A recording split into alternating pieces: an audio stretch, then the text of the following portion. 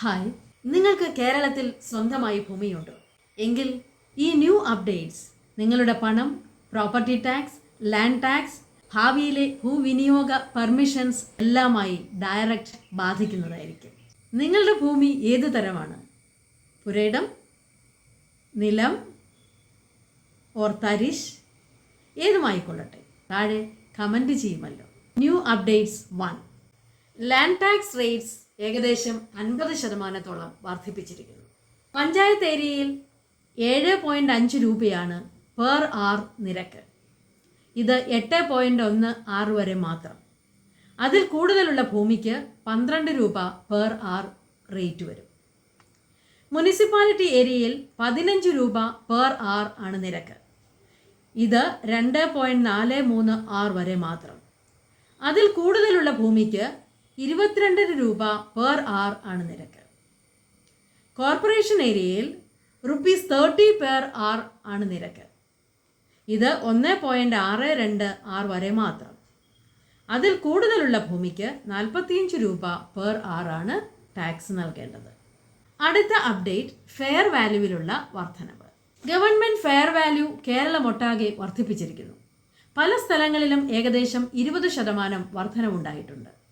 Registration, stamp duty, ഔദ്യോഗികമായ കൈമാറ്റങ്ങൾ എന്നിവയ്ക്കെല്ലാം ഈ fair value ആണ് ഉപയോഗിക്കുന്നത്. മാർക്കറ്റ് വില വ്യത്യസ്തമാണെങ്കിൽ പോലും രജിസ്ട്രേഷൻ ചാർജ് കാൽക്കുലേറ്റ് ചെയ്യുന്നത് ഫെയർ വാല്യൂ ഉപയോഗിച്ചാണ്. അടുത്തത് registration and stamp duty impacts. Fair വാല്യൂവിലുള്ള വർധനവ് രജിസ്ട്രേഷൻ ചാർജ്, സ്റ്റാമ്പ് ഡ്യൂട്ടി എന്നിവയിൽ വലിയ വർധനവുണ്ടാക്കുന്നത് മൂലം പ്രോപ്പർട്ടി കൈമാറ്റങ്ങൾ കൂടുതൽ എക്സ്പെൻസീവ് ആകും എന്നതാണ് ഈ ന്യൂ റൂൾ ചേഞ്ചിൻ്റെ ഏറ്റവും വലിയ impact. Stamp duty 8%, registration charge 2%, അങ്ങനെ ടോട്ടൽ ട്രാൻസാക്ഷൻ കോസ്റ്റ് പ്രോപ്പർട്ടി വാല്യൂവിൻ്റെ 10% അടുത്തത് ന്യൂ പട്ടയം ലാൻഡ് റൂൾസ്. പട്ടയം ലാൻഡുമായി ബന്ധപ്പെട്ട ഒരു ബിഗ്ഗസ്റ്റ് റീഫോമാണ് 2026 നടപ്പായിരിക്കുന്നത്. പട്ടയം ലാൻഡ് ഉപയോഗിക്കുന്നതിനുള്ള മാർഗനിർദ്ദേശങ്ങൾ ലഘൂകരിച്ചിരിക്കുന്നു എന്നതാണ് പുതിയ അപ്ഡേറ്റ്. ഏറ്റവും പ്രധാനമായത് വീടുകൾ പണിയുന്നതിനും കൃഷി ചെയ്യുന്നതിനും വിദ്യാഭ്യാസ സ്ഥാപനങ്ങൾ തുടങ്ങുന്നതിനും ചാരിറ്റബിൾ ഇൻസ്റ്റിറ്റ്യൂഷൻസ് പണിയുന്നതിനും ഫീസ് ഇല്ല എന്നതാണ്. 5000 സ്ക്വയർ ഫീറ്റിൽ താഴെയുള്ള കൊമേഴ്സ്യൽ ബിൽഡിങ്ങിനും ഫീസ് ഇല്ല. വലിയ ബിൽഡിങ്ങുകൾക്ക് അതിൻ്റെ വലിപ്പവും ഉപയോഗവും അനുസരിച്ച് 1 മുതൽ 5% വരെ ഫീസ് വരും. ഇത് പട്ടയം ഭൂമി ഉപയോഗിക്കുന്നതിന് വളരെ കാലമായി നിലനിന്നിരുന്ന ബുദ്ധിമുട്ടുകൾ ഒഴിവാക്കി കിട്ടും.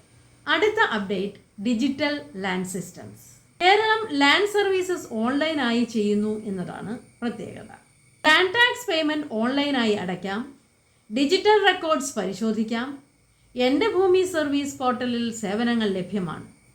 ഫെയർ വാല്യൂ പോർട്ടലിലും പേപ്പർ വർക്ക് കുറയ്ക്കുന്നതിനും സുതാര്യത വർദ്ധിപ്പിക്കുന്നതിനും വളരെ സഹായകരമായ കാര്യങ്ങൾ ചെയ്തിട്ടുണ്ട്. മറ്റൊരു പ്രധാന update land tax payments delay ആയാൽ ഇൻട്രസ്റ്റും പെനാൽറ്റിയും ഉണ്ടാകും എന്നതാണ്. ഇൻട്രസ്റ്റ് 9% വരെ ആകാം എന്നതാണ് ന്യൂ അപ്ഡേറ്റ്. അതുകൊണ്ട് ലാൻഡ് ഓണേഴ്സ് റെഗുലറായി ടാക്സ് സ്റ്റാറ്റസും ഫെയർ വാല്യൂ ഡീറ്റെയിൽസും വെരിഫൈ ചെയ്യുന്നത് നന്നായിരിക്കും. ചുരുക്കി പറഞ്ഞാൽ 2026 biggest land rule updates: 1. Land ടാക്സിൽ വർധനവ്. 2. ഫെയർ വാല്യൂവിൽ വർധനവ്. 3.